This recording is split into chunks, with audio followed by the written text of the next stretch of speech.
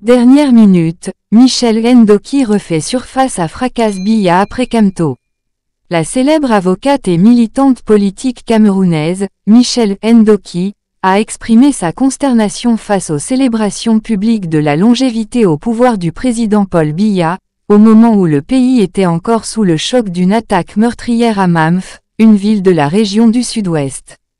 Les attaques, qui ont coûté la vie à plus de 20 personnes, sont attribuées à des séparatistes anglophones, selon diverses sources. Dans un message poignant, Michel Ndoki s'est interrogé sur la manière dont certains membres du pouvoir pouvaient festoyer au lieu de se recueillir, alors que des familles étaient endeuillées. L'attaque de Mamf a eu lieu dans le contexte du conflit anglophone en cours au Cameroun, qui a débuté en 2016. Les régions anglophones du pays ont été le théâtre de violents affrontements entre les forces gouvernementales et des groupes séparatistes. Cette situation a entraîné la mort de nombreux civils et la fuite de milliers d'autres de leur foyer. Michel Ndoki a exprimé sa colère et sa tristesse dans un message, soulignant que cela lui avait pris 24 heures pour trouver les mots pour exprimer son choc.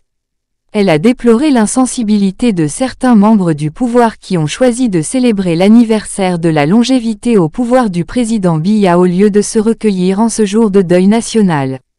Dans ces mots, le plus rageant, c'est de voir à quelques centaines de kilomètres de cette tragédie, des tenants de l'autorité, des délégataires de notre pouvoir danser, célébrer leurs privilèges, venir dire à ceux qui pleurent et enterrent leurs morts, que 41 ans de gestion catastrophique de notre destinée commune, ce n'est pas encore assez. Que ça va continuer, tant que nous laisserons le pouvoir dans leurs mains. Plus de 20 civils brûlés vifs de sang-froid dans leurs maisons et nos dirigeants restent silencieux, quand ils n'affichent pas clairement que pour eux ça va, donc ce sang versé, ça ne compte pas. Comment en sommes-nous arrivés au point où les gens osent célébrer publiquement un jour qui devrait être un jour de deuil national ? La publication de Michel Ndoki a suscité une réaction mitigée dans l'opinion publique camerounaise. Certains ont exprimé leur soutien à ses propos, partageant son désarroi face à l'insensibilité des dirigeants politiques, tandis que d'autres ont critiqué son discours en arguant que les célébrations de l'anniversaire de Biya étaient une tradition nationale, indépendante des événements tragiques en cours. Il m'a fallu 24 heures pour pouvoir écrire ce message. J'étais engourdi par le choc hier matin quand j'ai vu les images de Mamf. Le plus rageant, c'est de voir à quelques centaines de kilomètres de cette tragédie, des tenants de l'autorité, des délégataires de notre pouvoir danser, célébrer leurs privilèges, venir dire à ceux qui pleurent et enterrent leurs morts, que 41 ans de gestion catastrophique de notre destinée commune, ce n'est pas encore assez. Que ça va continuer, tant que nous laisserons le pouvoir dans leurs mains. Plus de 20 civils brûlés vifs de sang-froid dans leurs maisons et nos dirigeants restent silencieux, quand ils n'affichent pas clairement que pour eux ça va, donc ce sang versé, ça ne compte pas.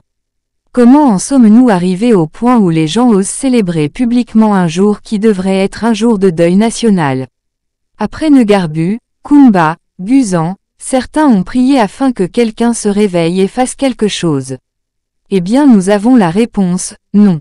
Nous avons maintenant Mamf et nous savons que ça va continuer, si nous, enfants de ma terre, nous, les gens qui ne sont pas au pouvoir, qui n'ont pas de voix parce qu'elle est coincée dans nos gorges, pas de puissance parce qu'elle est contenue par nos bras serrés contre nos poitrines, si nous, ne faisons rien.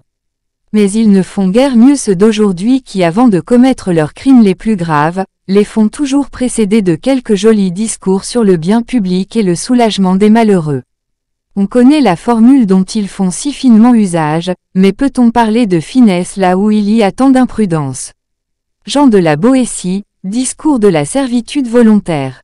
Ils vous diront, incitation à la haine, ce sont des terroristes qui ont été neutralisés, il ne faut pas tolérer le désordre et risquer l'insurrection.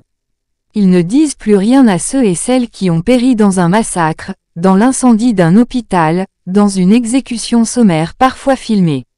Et pour empêcher que notre tour vienne, nous n'avons que nous. Cameroun, Ekomboya My.